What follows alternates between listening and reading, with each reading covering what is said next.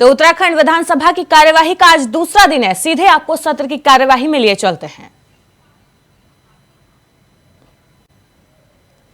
तो उत्तराखंड विधानसभा की शीत सत्र का आज दूसरा दिन है और पहले दिन की बात करें तो पहले दिन अनुपूरक बजट पेश किया गया। इसके अलावा 30% महिला आरक्षण बिल पेश किया गया था। पहले दिन की हम बात कर रहे हैं। वहीं आज भी विपक्ष ने कई मुद्दों पर सरकार को घेरने की रणनीति बनाई है और सीएम धामी सत्र के लिए पहुंच चुके हैं विधानसभा। और ये तस्वीरें विधानसभा सत्र की आपको दिखा रहे हैं। तो उत्तराखंड विधानसभा के शीत सत्र का दूसरा दिन है। कल अनुपूरक बजट पेश हुआ था और आज इस बजट पर चर्चा की जाएगी और हो सकता है कि आज ये बजट पास कर दिया जाए सत्र की कार्यवाही में। वहीं कल 30% महिला आरक्षण का बिल भी पेश किया गया था और सरकार की तरफ से सदन के पटल पर रखा गया था, जिस पर चर्चा हुई थी। वहीं सत्र के दौरान कल जो विपक्ष है सरकार को घेरने की पूरी तैयारी में था। उन्होंने कई मुद्दों पर सरकार से जवाब की दरकार की, लेकिन सरकार ने यह कहकर टाल दिया कि विपक्ष अपना होमवर्क पूरा करके नहीं आया है, जिसको लेकर सत्र की कार्यवाही में कल काफी गहमा-गहमी देखने को मिली थी। वहीं आज देखना होगा कि विपक्ष पूरा होमवर्क करके आया हुआ है।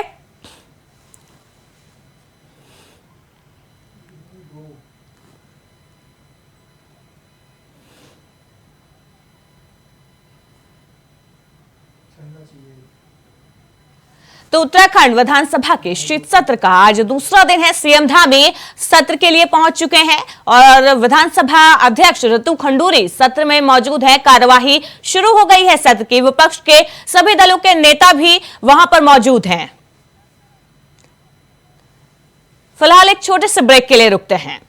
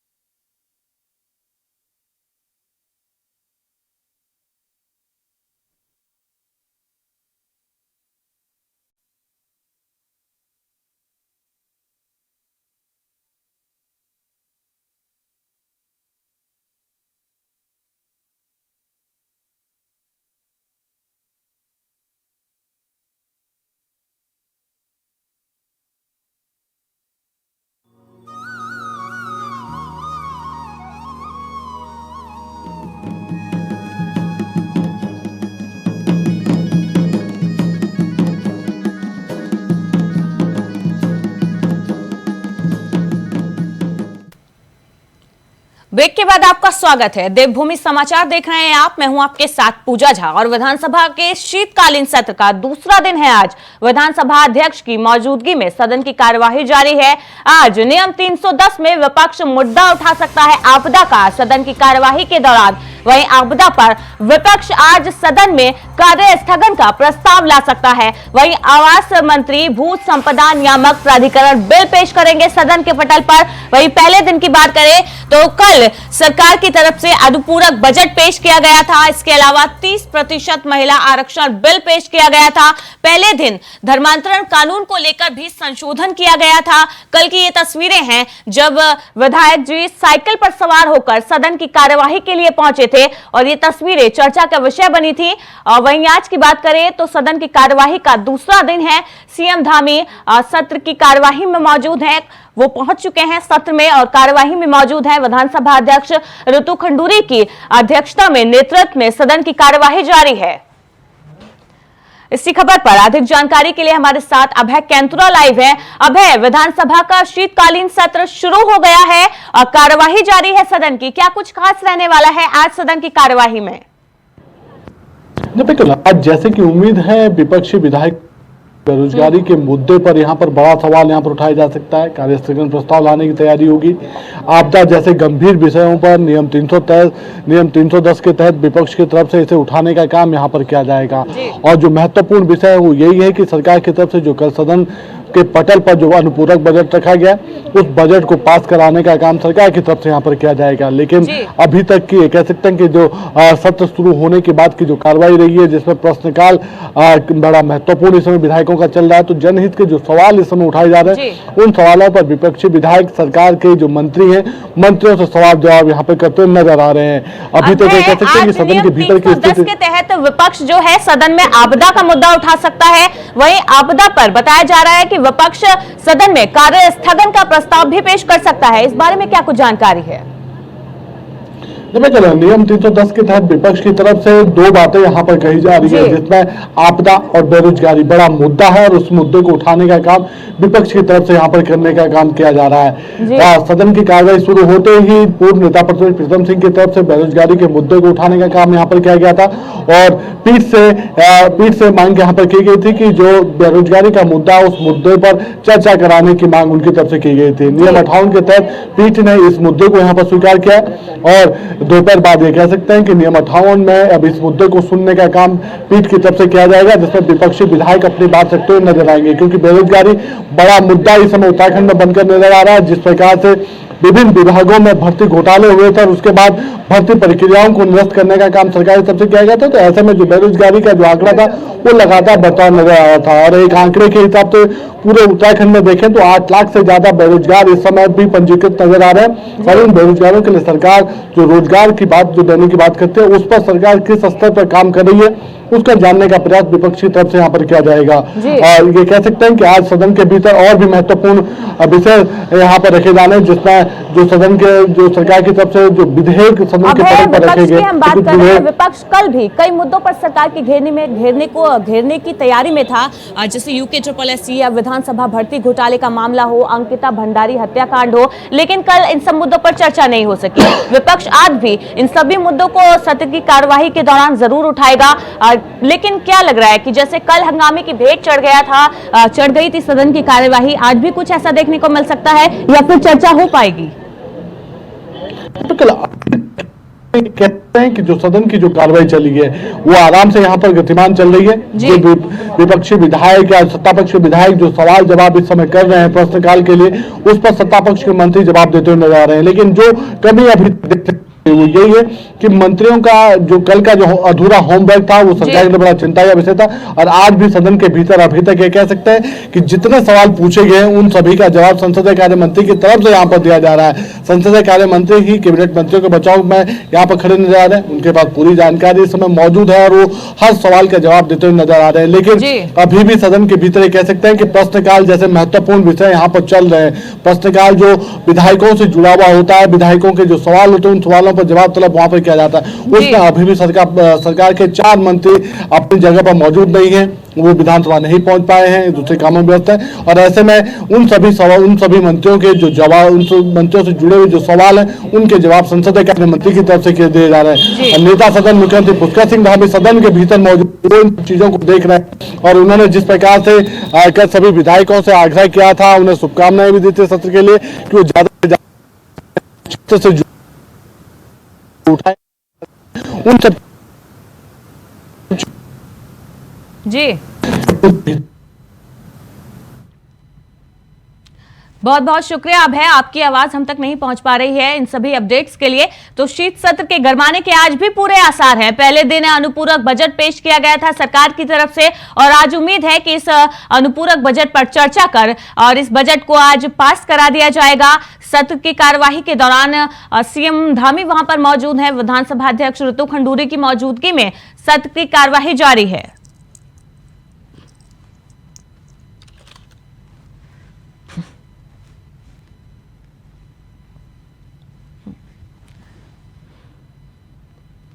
वहीं सत्र की कार्यवाही के बाद सीएम धामी दिल्ली रवाना होंगे। बड़ी खबर आपको बता रहे हैं, आज शीत सत्र की कार्यवाही का दूसरा दिन है और कार्यवाही में भाग लेने के बाद सीएम धामी दिल्ली के लिए रवाना होंगे। बड़ी खबर आपको बता रहे हैं, दिल्ली में सीएम धामी नगर निगम यानी कि एमसीडी चुनाव के लिए प्रचार करेंगे। बीजेपी प्रत्याशियों के समर्थन में वो रोड शो और जनसभाएं करने वाले हैं।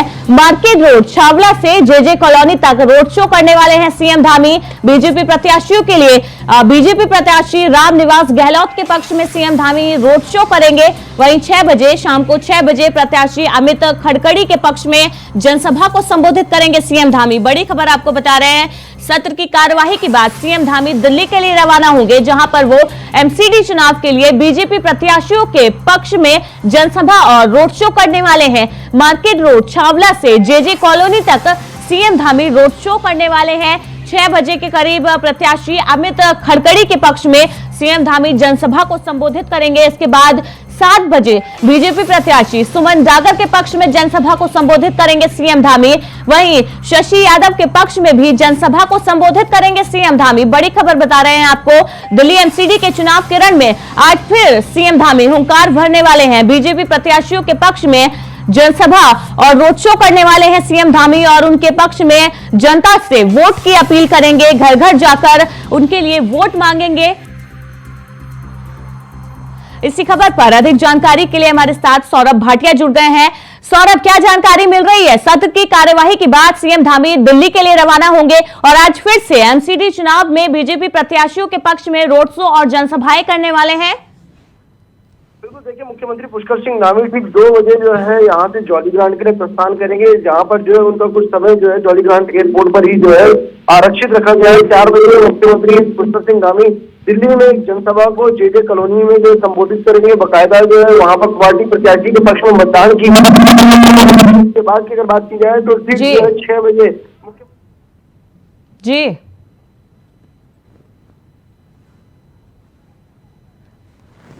तो बीजेपी प्रत्याशी शशि यादव के पक्ष में जनसभा को संबोधित करने वाले हैं सीएम धामी। बड़ी खबर आपको बता रहे हैं, फिलहाल सीएम धामी सत्र की कार्यवाही में मौजूद हैं। विधानसभा के शीतकालीन सत्र का आज दूसरा दिन है और सत्र की कार्यवाही जारी है, जिसमें सीएम धामी मौजूद हैं। बता दें, सत्र की कार्यवाही पूरी होने के बाद सीएम धामी दिल्ली के लिए रवाना होंगे, जहां पर वो नगर निगम चुनाव के लिए बीजेपी प्रत्याशियों के पक्ष में जनसभाएं और रोड शो करने वाले हैं सीएम धामी। बीजेपी प्रत्याशी रामनिवास गहलोत के पक्ष में रोड शो करेंगे सीएम धामी। इसके बाद 6 बजे प्रत्याशी अमित खड़कड़ी के पक्ष में जनसभा को संबोधित करेंगे और उनके लिए जनता से वोट की अपील करने वाले हैं सीएम धामी। बता दें, आलाकमान ने सीएम धामी को एमसीडी चुनाव में स्टार प्रचारक बनाया है और उत्तराखंड में उनकी लोकप्रियता को देखते हुए, उनकी छवि को देखते हुए उनको दिल्ली एमसीडी के चुनाव प्रचार के रण में उनको उतारा गया है, ताकि दिल्ली में जो उत्तराखंड के मूल निवासी हैं उनको अपने पक्ष में किया जाए, उनको बीजेपी वोट मिल सके, उनको बीजेपी प्रत्याशियों के समर्थन में।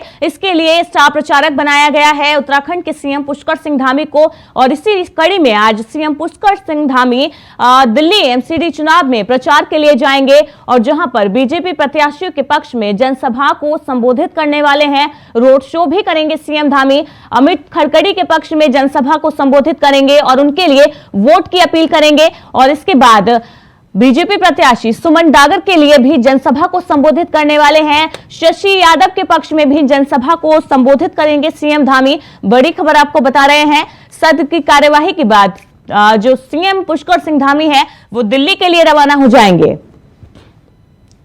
इसी खबर पर ज्यादा अपडेट के लिए फिर से हमारे साथ सौरभ भाटिया जुड़ गए हैं। सौरभ, आप बता रहे थे सीएम धामी दिल्ली के लिए रवाना होंगे सत्र की कार्यवाही के बाद। पुष्कर सिंह धामी यहाँ से जॉली ग्रांट एयरपोर्ट के लिए रवाना होंगे। वहाँ पर कुछ समय जो है मुख्यमंत्री का आरक्षित रखा गया है। मुख्यमंत्री की एक जो पर्सनल मीटिंग, वहाँ पर जो मुख्यमंत्री वहाँ शिरकत करेंगे। इसके अलावा जो है मुख्यमंत्री ठीक 4 बजे दिल्ली के लिए प्रस्थान करेंगे, जहाँ पर सबसे पहली जनसभा को जो है द्वारका में संबोधित करेंगे, जिसमें जो है पार्टी प्रत्याशी के पक्ष में मतदान की अपील की जाएगी। इसके साथ ही जो है फिर 6 बजे जो जनसभा संबोधित की जाएगी जो नजफगढ़ में होगी, उसके लिए जो मुख्यमंत्री की तैयारी हुई है। 7 बजे और फिर जो है ठीक 8 बजे मुख्यमंत्री की 2 जनसभाएं और जनसंपर्क अभियान रहेगा, जहां पर जो है मुख्यमंत्री डोर टू डोर करने का काम भी करेंगे, बकायदा जो पार्टी प्रत्याशियों के पक्ष में मतदान हो सके। क्योंकि दिल्ली की अगर बात की जाए तो एमसीडी चुनाव में सीधे तौर पर लगभग जो है 30 लाख से ज्यादा जो है प्रवासी उत्तराखंडी हैं, जहां पर जो है उनका एक बड़ा वर्चस्व रहेगा। लिहाजा जो है मुख्यमंत्री को इसलिए एक स्टार प्रचारक के रूप में भी जो है बीजेपी ने दिल्ली में इस्तेमाल करने का काम किया है। जी सौरभ, बड़ा दाम लगाया है आला कमान ने, सीएम धामी को चुनाव प्रचार में उतारा है दिल्ली एमसीडी के। वहां पर जो उत्तराखंड के मूल निवासी हैं, जो प्रवासी हैं, उन पर बीजेपी की नजर है, उन वोटर्स पर। बिल्कुल, देखिए जो प्रवासी उत्तराखंडी है उनको जो वोट में कन्वर्ट करने का जिम्मा जो है।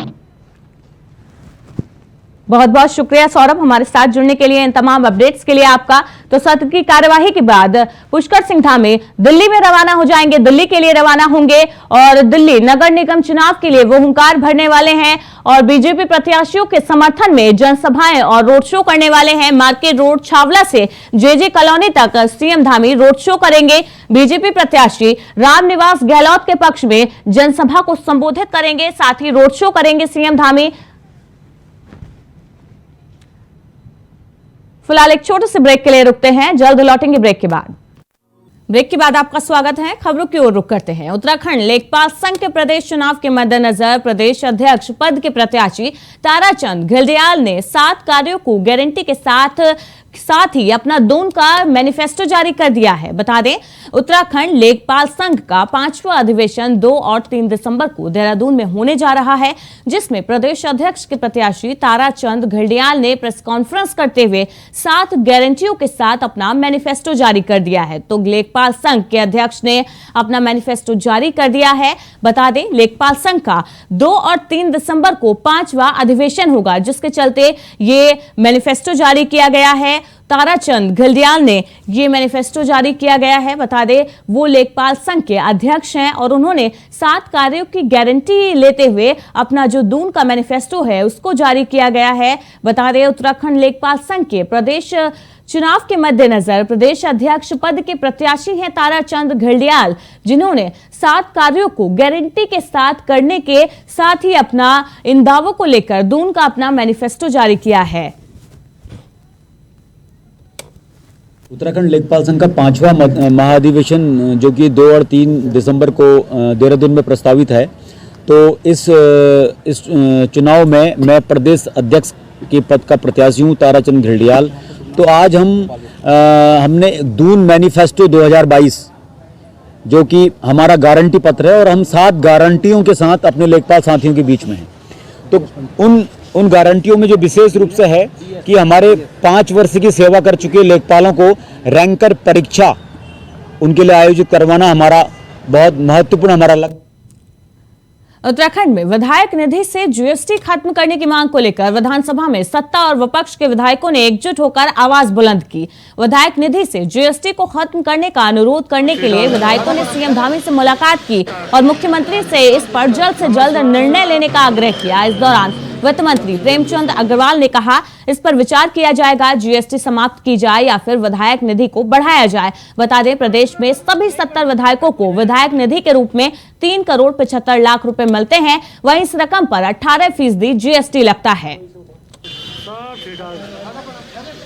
तो सभी दलों के विधायकों ने एकजुट होकर अपनी आवाज बुलंद की है और विधायक निधि से जीएसटी खत्म करने की गुहार लगाई है, जिस पर उनकी